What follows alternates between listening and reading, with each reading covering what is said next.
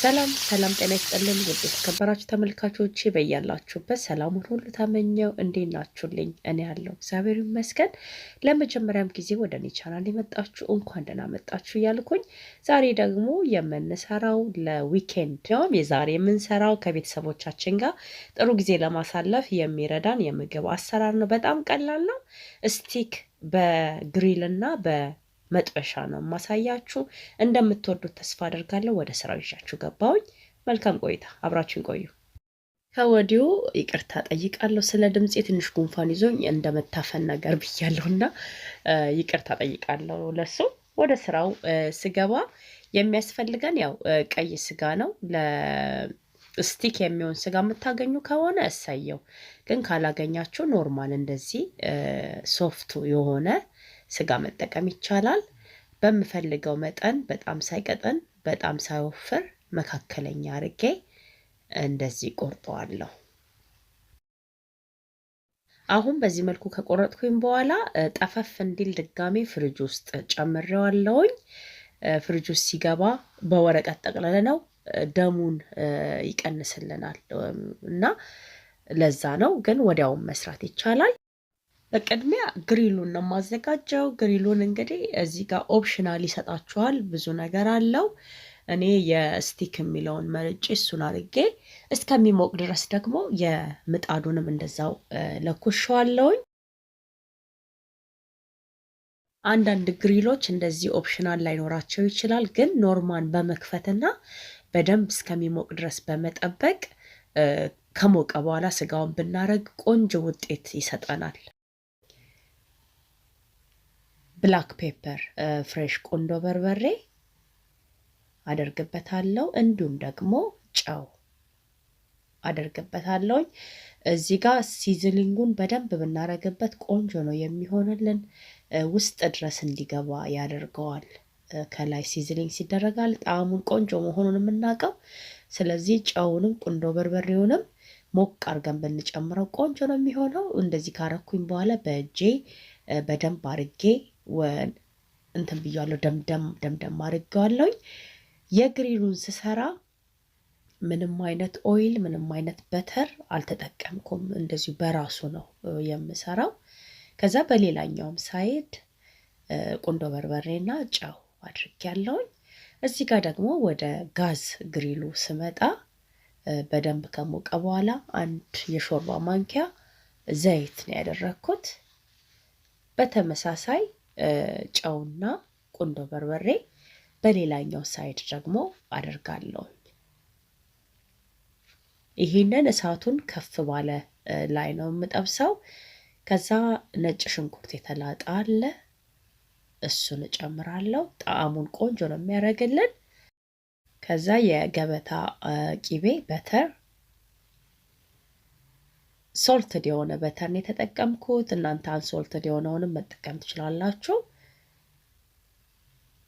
ይሄኛው ሞይስቸራይዝድ ያደርግልናል። ቂቤውን በምናረግበት ሰዓት ስጋው ውስጡ ድርቅ ያለ እንዳይሆን ይረዳዋል። ቆንጆ ጁሲ የሆነ ስቲክ እንዲኖረው ነው የሚረዳን እንትኑ። ቂቤ ግን ለማታገኙ ሰዎች የገበታውን ቂቤ ትንሽ ዘይቱን ሞቅ አርጋችሁ በመጨመር መጠቀም ይቻላል። እንዲሁም ደግሞ ፍሬሽ ሮዝመሪ አድርጌያለሁኝ። የመጀመሪያውን በዚህ መልክ እገለብጣለሁኝ። አብሮ ደግሞ የሚቀርብ ቺፕስ ድንች ኦቨን ውስጥ ከትቻለሁኝ። ሁሉም በእኩል ሰዓት ይደርስልናል ማለት ነው። የግሪሉን እና በጋዝ መስራቱ ልዩነቱ እዚህ ጋር ያው ቆመን ጊዜ ሰተን ማገለባበጥ አለብን። የሚያስፈልጉን ነገሮች እንጨምራለን።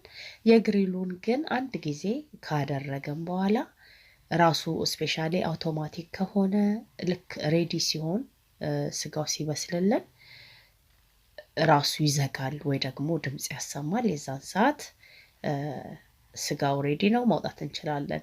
እና ስቲል ከዚህኛው እኩል ነው ጊዜ የወሰደው ሳበስለው። ይሄ በጋዝ ያበሰልኩትና በግሪል ያበሰልኩት ተመሳሳይ ደቂቃ ነው የወሰደውና ቀደም ብዬ እንደተናገርኩት እንደዚህ ኦፕሽናል የሌለው ግሪል ከሆነ ከ5 ደቂቃ በኋላ ከ6 ደቂቃ በኋላ ከፍተን በማየት ቼክ ማድረግ እንችላለን ስጋው መብሰሉን አለመብሰሉን ለማረጋገጥ። አሁን ይኸው እንደዚህ እያገለባበጥኩኝ አበስለዋለሁ በደንብ አርጌ። ልጆች ስለሚበሉት እኔ ወልደን አርጌ ነው ማበስለው። ሳበስለው ግን እናንተ ውስጡ ፒንክ የሆነ የምትወዱ ከሆነ ልክ የዚህ ሰዓት ላይ አውጥታችሁ መጠቀም ትችላላችሁ። እንደገና ድጋሚ ቅቤ ጨምሬያለሁኝ እንትን እንዳይልብኝ ውስጡ ያለው ፈሳሽ መጦ እንዳያልቅና ድርቅ ያለ ስጋ እንዳይሆን ቅቤ በዚህ መልኩ እየጨመርኩኝ እያገለባበጥኩኝ በደንብ አርጌ አበስለዋለሁ። ተመልካቾቼ ያው አሁን በዚህ መልኩ ቆንጆ ሆኖ ደርሶልኛል። እንደምፈልገው ነው የሆነው። ይሄንን ገበታ ላይ እንግዲህ ደግሞ አቅርበን ምን እንደሚመስል እናያለን። እንዲሁም የግሪሉም ጨርሷል፣ እኩል ነው የጨረሰው። እሱንም አብረን እናያለን። ያው እንግዲህ እንደዚህ በዚህ መልክ በስሎ ያው እንደዚህ ውስጥ ድረስ በደንብ ነው የበሰለው። ለልጆች ስለሰራውኝ በደንብ ነው ያበሰልኩት እኔ።